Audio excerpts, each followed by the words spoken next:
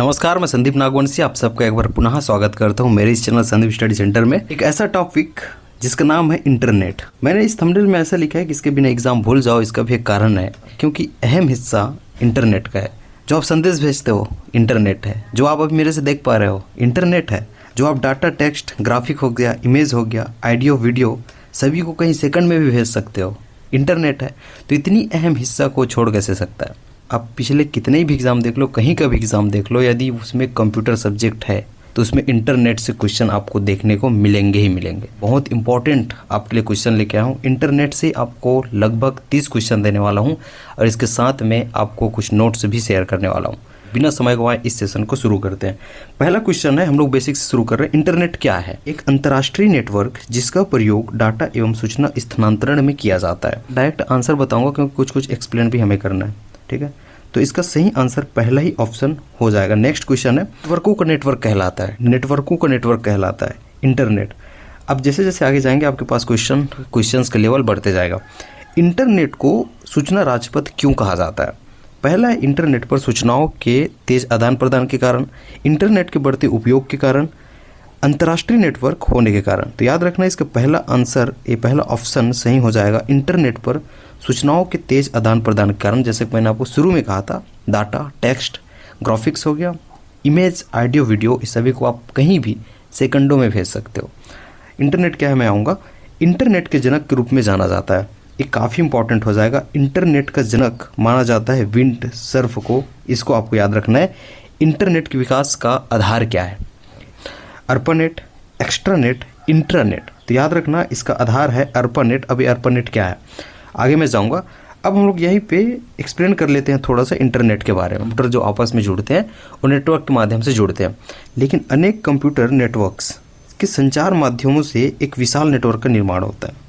अब इसको सीधी बात में आप कहोगे तो नेटवर्कों का नेटवर्क कहलाता है। ये जो डाटा, टेक्स्ट की आप बात करते हो, ग्राफ की बात करते हो, इमेज की बात करते हो, ऑडियो, वीडियो, इस सभी को सेकंडों में आप भेज सकते हो, इसलिए इसे संदेशवाहक कहा जाता है। लेकिन आपने यहाँ पे क्वेश्चन किया है, आपको याद होगा अर्पानेट के बारे में, ठीक।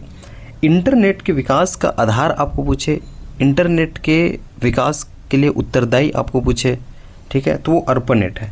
इसको अच्छे से याद रख लेने पूछा जाता है। इसका विकास 1969 में किया जाता है। 1969 में किसके द्वारा किया जाता है? तो अमेरिका के रक्षा विभाग के द्वारा इसे 1969 में इसका विकास किया गया। क्यों किया गया? क्योंकि इसका प्रयोग, ठीक, रक्षा विभाग में अनुसंधान एवं विकास में किया जा सके, रिसर्च एवं डेवलपमेंट में इसका उपयोग रक्षा विभाग में किया जा सके, और इसे दुनिया का पहला नेटवर्क कहा जाता है। और यही जाके आगे इंटरनेट के विकास का आधार बनता है। इसके फुल फॉर्म को लेकर क्वेश्चन बनता है। हमने अर्पानेट के बारे में देख लिया, तो अर्पानेट का जो फुल फॉर्म होता है एडवांस्ड रिसर्च प्रोजेक्ट।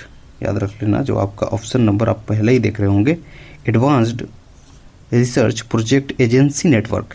उसके बाद कुछ भी आए आपको छोड़ देना है, बस अच्छे से याद रख लेना, advanced research project agency network. अगर अर्पानेट को बोले और सिर्फ अर्पा बोलेगा तो एजेंसी तक आपको ले लेना है। ये आपके लिए इंपॉर्टेंट चीज़ है इंटरनेट के बारे में जानना कि किस किस लाइन को लेके वो क्वेश्चन पूछ सकते हैं। इंटरनेट एक अंतर्राष्ट्रीय नेटवर्क जिसका उपयोग डाटा एवं सूचना स्थानांतरण में किया जाता है। अगर आपको ए बोल के पूछे ऑप्शन में इंटरनेट क्या है बोले और ये लिखे तो ये सही होगा। नेटवर्कों का समूह जिन्हें विभिन्न संचार माध्यमों द्वारा आपस में जोड़ा जाता है, ये भी इसके लिए सही होगा। कंप्यूटर पर आधारित सूचनाओं का अंतर्राष्ट्रीय तंत्र, क्योंकि मैंने आपको बताया था तो ग्लोबल नेटवर्क के बारे में मैंने बात की थी। मतलब नेटवर्क्स, जितने भी नेटवर्क्स होते हैं उनके संचार माध्यमों से एक ग्लोबल नेटवर्क का निर्माण होता है, ठीक है, उसे इंटरनेट हम लोग कह रहे हैं। तो ये अंतर्राष्ट्रीय तंत्र है, आपको याद रख लेना है। नेटवर्कों का नेटवर्क है, सूचना राजपथ है, जैसे कि मैंने कहा था, डाटा, ऑडियो, वीडियो, जो भी इमेज, ग्राफ, इसको आप सेकंडों में भेज सकते हो। इसकी गति तीव्र होती है, आदान प्रदान करने की गति, इसलिए इसे सूचना राजपथ कहा जाता है। इसको आपको अच्छे से याद रखना है। नेक्स्ट क्वेश्चन है, टीसीपी का फुल फॉर्म क्या है? अब ये टीसीपी आईपी आपको समझना पड़ेगा, मैं एक एक करके बताता हूँ। पहले हम लोग इसके क्वेश्चन देखते हैं फिर बताता हूँ। टीसीपी का फुल फॉर्म होता है ट्रांसमिशन कंट्रोल प्रोटोकॉल। तो इसका जो पहला ऑप्शन इसका सही जवाब हो जाएगा। मैं आईपी का एक बार और कराता हूँ, चलो ठीक है, यहीं बताता हूँ। एक्चुअल में आप जो संदेश भेजते हो, इंटरनेट से जुड़ा कंप्यूटर हो गया, कंप्यूटरों के बीच यदि डाटा ट्रांसफ़र करना है, सभी नेटवर्क को यह आवश्यक हो जाता है कि एक समान प्रोटोकॉल का, ठीक है, पालन करें। प्रोटोकॉल मतलब नियमों का समूह होता है। नियम मान लो नियमों का वो पालन करें। टीसीपी और आईपी एक काफ़ी लोकप्रिय प्रोटोकॉल है, इनका उपयोग एक साथ किया जाता है। मैं फिर कह रहा हूँ, टीसीपी और आईपी, और यहीं पे हम लोग एचटीटीपी की बात करेंगे। मैं फिर वहाँ पे जाऊँगा, आप यहाँ पे देख लेना, कंप्यूटरों के बीच डाटा स्थानांतरण हो रहा है। ये भेजने का काम तो एचटीटीपी करता है। कौन करता है? एचटीटीपी करता है, ठीक है। लेकिन ये डाटा जो है पैकेट्स में जाते हैं, मतलब वो बंडल्स में जाते हैं। तो वो बंडल या फिर जिसे हम लोग पैकेट्स कहते हैं, वो पैकेट्स का काम टीसीपी करता है, ठीक है। लेकिन ये जो रूट आप देख रहे हो, ये रूट प्रोवाइड करने का काम आईपी करता है, इंटरनेट प्रोटोकॉल। यहाँ पे आ जाना, अब वहाँ पे आप समझ गए होंगे, ठीक है। टीसीपी और आईपी इसको एक साथ यूज़ करेंगे, जिसमें डाटा ट्रांसफ़र और रिसीव करने हेतु पैकेट स्विचिंग का प्रयोग किया जाएगा, ठीक। एक साथ उपयोग किए जाएंगे। टीसीपी क्या करेगा? वो बंडल्स में बांटेगा, ठीक है, मतलब पैकेट्स में तोड़ेगा मान के चलो, और आईपी उसे रूट देगा। डॉक्यूमेंट्स को एक से दूसरे स्थान भेजने के लिए जो प्रोटोकॉल होता है वो एचटीटीपी होता है। इस पे क्वेश्चन मैंने रखा है। तो अब हम लोग क्वेश्चन पे चलते हैं। तो इसका क्वेश्चन कर लेना, जो कि आपका टीसीपी वाला है, इसे पूछा जाता है। इसका फुल फॉर्म होगा ट्रांसमिशन कंट्रोल प्रोटोकॉल। नेक्स्ट आपके पास क्वेश्चन है, अगला क्वेश्चन है एचटीटीपी का फुल फॉर्म क्या है। अब एचटीटीपी समझ गया कौन सा प्रोटोकॉल है? डॉक्यूमेंट्स, डाटा, इसको एक से दूसरे स्थान भेजने के लिए, ठीक है, प्रोटोकॉल होता है। तो एचटीटीपी का जो फुल फॉर्म होगा यहाँ पे हाइपर टेक्स्ट ट्रांसफ़र प्रोटोकॉल, जो कि आपके ऑप्शन नंबर पहले में आप देख रहे होंगे, hyper text transfer protocol. Next question है एचटीटीपी द्वारा भेजे गए डाटा को सेफ रखने के लिए। अब जो एचटीटीपी द्वारा जो डाटा भेजा जा रहा है एक स्थान से दूसरे स्थान, वो सेफ नहीं है। एचटीटीपी के द्वारा भेजे गए डाटा को सेफ रखने के लिए, ठीक है, hyper text transfer protocol secure, इसका उपयोग किया जाता है। तो याद रखना, hyper text transfer protocol secure, मतलब ये हो जाएगा HTTPS, ठीक है। अब इसका भी फुल फॉर्म आपको पूछा जा सकता है। तो यहाँ पे दो क्वेश्चन बनते हैं। HTTPS अगर बोले उसका फुल फॉर्म, तो hyper text transfer protocol secure, clear है। और HTTP द्वारा भेजे गए डाटा को यदि सेफ रखना है, जो उसके द्वारा भेजा जा रहा है, ठीक, तो उसके लिए कौन सा उपयोग किया जाता है? तो HTTPS आपको याद रखना है। वे संस्था जो आपको इंटरनेट जुड़ने का माध्यम एवं सुविधाएं प्रदान करती है, जैसा कि मैंने आपको कहा था जियो के बारे में, ठीक है। जियो इसलिए कह रहा हूँ क्योंकि आजकल ये ज़्यादा ही चलाया जा रहा है, ठीक। तो इसका सही आंसर क्या हो जाएगा? ISP। तो ISP आपको इंटरनेट से जुड़ने का माध्यम देता है, आपको इंटरनेट प्रदान करता है, इंटरनेट की सेवा प्रदान करता है, उसे याद रखना इंटरनेट सर्विस प्रोवाइडर कहते हैं। अब ISP का फुल फॉर्म भी आपको याद होना चाहिए, इंटरनेट सर्विस प्रोवाइडर। आगे मैंने क्वेश्चन रखा होगा, जैसे आपका जियो है, एयरटेल है, आपका वोडाफोन है, ठीक है। इस प्रकार इसको आपको समझना है। नेक्स्ट है WWC का फुल फॉर्म। अभी WWW तो आपने सुना है, लेकिन WWWC क्या है? WWW होता है वर्ल्ड वाइड वेब, लेकिन उसका जो मानक तैयार करता है, उसके स्टैंडर्ड तैयार करने वाली जो संस्था होती है, उसे WWWC कहा जाता है। इसको W3C भी कहते हैं। इसका मतलब क्या है? WWWC, ठीक है। इसका फुल फॉर्म होता है वर्ल्ड वाइड वेब कंसोर्टियम, ठीक है। तो इसका फुल फॉर्म क्या होगा? World wide web consortium. इसको आपको याद रख लेना है। वो वे संस्था है जो वर्ल्ड वाइड वेब जो आप देख रहे हो, इसके लिए मानक तय करती है। WWW की आप बात करते हो, में लाखों वेब पेज डॉक्यूमेंट के रूप में संग्रहित होता है, मतलब सभी जानकारियाँ आपको यहाँ पे एकत्रित मिलेगी। तभी तो आप जब भी लिखते हो तो www. अब जो भी उधर लिखते हो तो आपको मिल जाती है, जो कि वेब ब्राउज़र में इसे आप सर्च करते हो वेब ब्राउज़र के माध्यम से। यहाँ पे www पे आप जितने भी डॉक्यूमेंट्स को देखते हो, एक से दूसरे स्थान ले जाने हेतु HTTP यूज़ किया जाता है। अब ये WWWC क्या है? अब इसका जो मानक तैयार करने वाली स्टैंडर्ड तैयार करने वाली संस्था होती है WWWC, ठीक है। इसके बारे में एक चीज़ आपको याद रख लेना है, इसका जो गठन है 1994 में हुआ था, क्लियर है।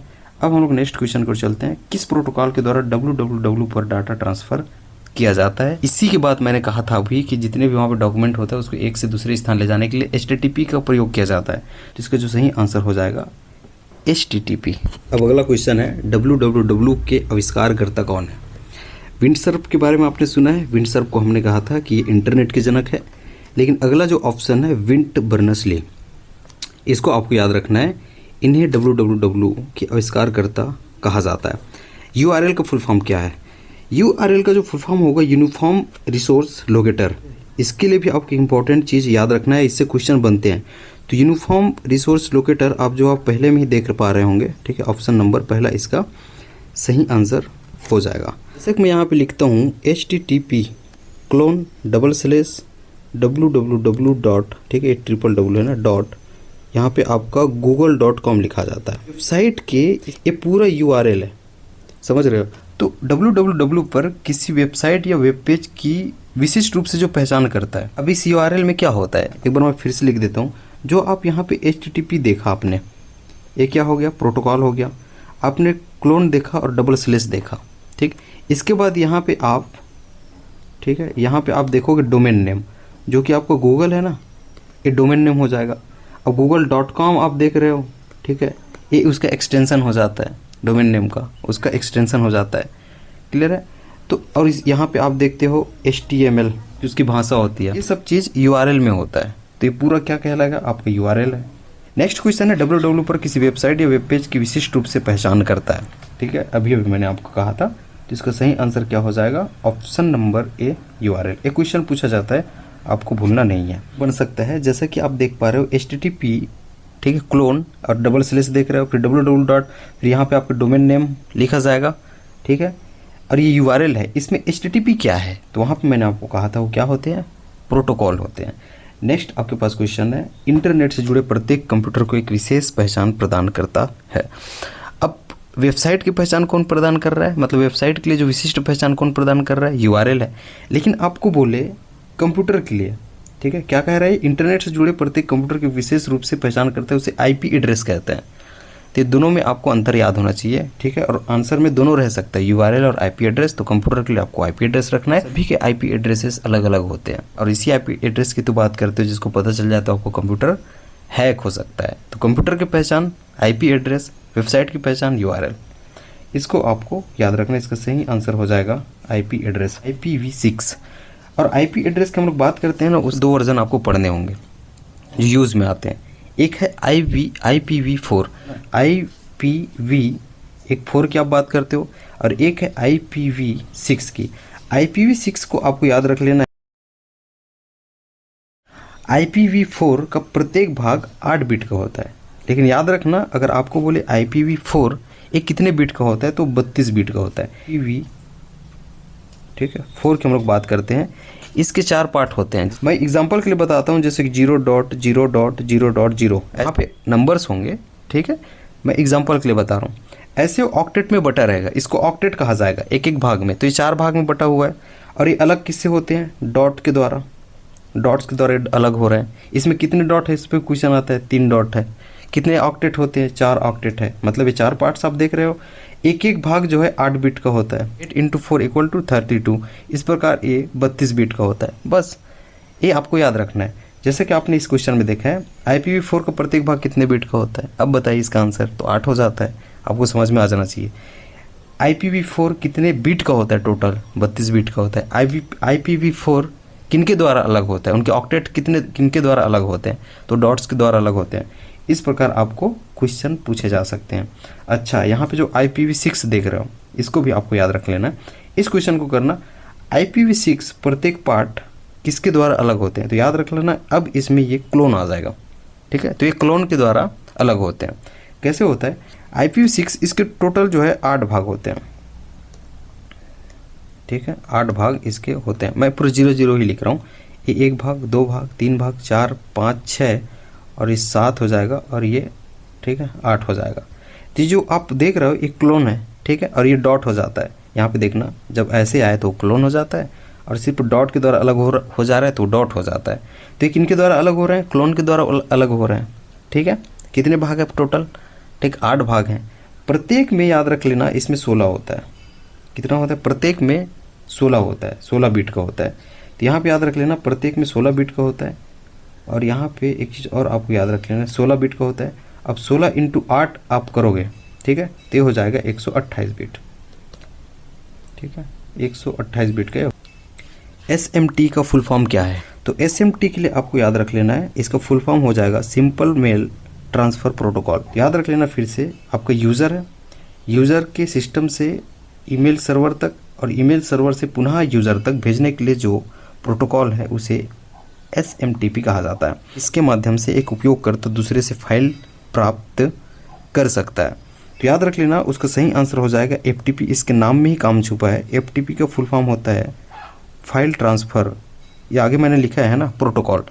इसके नाम से इसके बारे में समझ में आ जा रहा है। तो इंटरनेट पर जो है इसी के माध्यम से एक उपयोगकर्ता दूसरे उपयोगकर्ता से फाइल प्राप्त कर सकता है। ठीक, इसका जो अगला क्वेश्चन हो जाएगा इसके फुल फॉर्म को लेके। तो अभी मैंने आपको बताया था क्या है, फाइल ट्रांसफ़र प्रोटोकॉल। इसी प्रकार UDP है। ढेर सारे और क्वेश्चंस बन सकते हैं। जो इंपॉर्टेंट चीज़ है उसको मैंने लाया है। ये ना TCP की तरह है। TCP मैंने आपको कहा था कि वो पैकेट्स में तोड़ता है। आप वीडियो की शुरुआत में अगर याद करेंगे, ठीक है, पैकेट्स में तोड़ता है, बंडल्स में, ठीक है। उसी प्रकार UDP है, एक स्मॉल साइज के डाटा पैकेट्स बनाता है। यूज़र डेटाग्राम प्रोटोकॉल, ये इसका सही आंसर हो जाएगा। नेक्स्ट क्वेश्चन है HTML का फुल फॉर्म है hyper text markup language, higher text markup language या फिर हाइपर टेक्स्ट मैनेज लैंग्वेज। इसका सही आंसर हो जाएगा हाइपर टेक्स्ट मार्कअप लैंग्वेज। इसका उपयोग जो है वेब पेज तैयार करने के लिए किया जाता है। क्लियर है? इसके लिए मैं एक नोट्स भेजूंगा, वहाँ से और क्वेश्चन आपके बन जाएंगे। एक वेब ब्राउज़र नहीं है। आप क्रोम की बात करते हो, एक वेब ब्राउज़र है, सफारी वेब ब्राउज़र है, ओपेरा वेब ब्राउज़र है। लेकिन गूगल डियो ये एक वेब ब्राउज़र नहीं होता। ये एक वीडियो कॉन्फ्रेंसिंग सुविधा है। आपको पता होगा जैसे कि जूम है, ठीक है, जहाँ पे आप देखते हो GoTo मीटिंग है, ये सब वीडियो कॉन्फ्रेंसिंग के लिए ऐप्स होते हैं।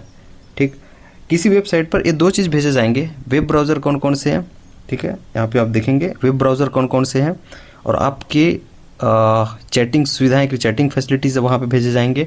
वहाँ पे वीडियो कॉन्फ्रेंसिंग के लिए ऐप्स या फिर उसकी फैसिलिटी कौन कौन से, तो वो भी भेजे जाएंगे। क्योंकि इसका क्वेश्चन डायरेक्ट बनता है, उसको क्वेश्चन बनाने से कोई मतलब है नहीं। उसको डायरेक्ट पेज में पढ़िए, आपको याद हो जाएगा। उसका आपको जो नोट्स है वो ग्रुप में भेजे जाएंगे। ग्रुप से जुड़ना आप मत भूलना। ग्रुप का जो लिंक है वो डिस्क्रिप्शन में है।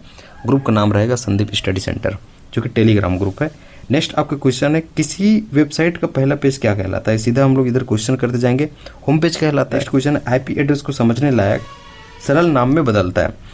जो IP एड्रेस होता है उसको समझ पाना कठिन होता है, तो उसको सरल में बदलेगा, उसे डोमेन नेम सिस्टम कहते हैं। इसे समझने इसको अलग से नहीं समझाऊंगा, डोमेन नेम सिस्टम कहते हैं। जैसे कि मैंने आपको कहा, जैसे कि मैं आपको बोलूँ यहाँ पे google.com, तो गूगल क्या हो जाएगा, डोमेन नेम हो जाएगा। .com ये डोमेन का एक्सटेंशन हो जाएगा। और जो आपको डोमेन नेम में बदल के दे रहा है, जो इजी आपके लिए हो जाएगा, आपके लिए यूज़ के लिए इजी हो जाएगा। जैसे आप करते हो CG व्यापम, ठीक है, cgvyapam.government.in, तो ये जो CG व्यापम क्या है, डोमेन नेम है, जिसको यूज़ करके आप आसानी से उपयोग कर रहे हो। तो IP एड्रेस को समझने लायक जो बनाता है उसे डोमेन नेम सिस्टम कहा जाता है। इसे समझ लेना। निम्न में से एक वीडियो कॉन्फ्रेंसिंग सुविधा नहीं है। आपके लिए कमेंट वर्क रहेगा, और कमेंट में बताना इस क्वेश्चन को देख के, क्योंकि ये सभी जानते हैं वीडियो कॉन्फ्रेंसिंग कौन कौन से है। तो आपके पास ऑप्शन है गूगल डियो, आपके पास ऑप्शन है जूम, आपके पास GoTo मीटिंग है, और आपके पास Gmail है। इसका आंसर आप कमेंट में देने की कोशिश करना। इसके अतिरिक्त जितने भी इंटरनेट के और इंपॉर्टेंट नोट्स हैं वो आपको ग्रुप में भेजे जाएंगे। तो आपको वीडियो कैसी लगी इसको आप कमेंट करके बताना। आपके लिए क्या यहाँ हेल्पफुल रही, आपके लिए कितने इंपॉर्टेंट क्वेश्चंस लगे, कितने समझने में आपको सहायता हुई, आपकी तैयारी क्या एक कदम आगे बढ़ पाई। वीडियो को लाइक कर देना, दोस्तों में शेयर कर लेना। चैनल पर नए हैं तो सब्सक्राइब करना ना भूलना। मिलता हूँ किसी और फैंटेस्टिक वीडियो के साथ। बहुत बहुत धन्यवाद।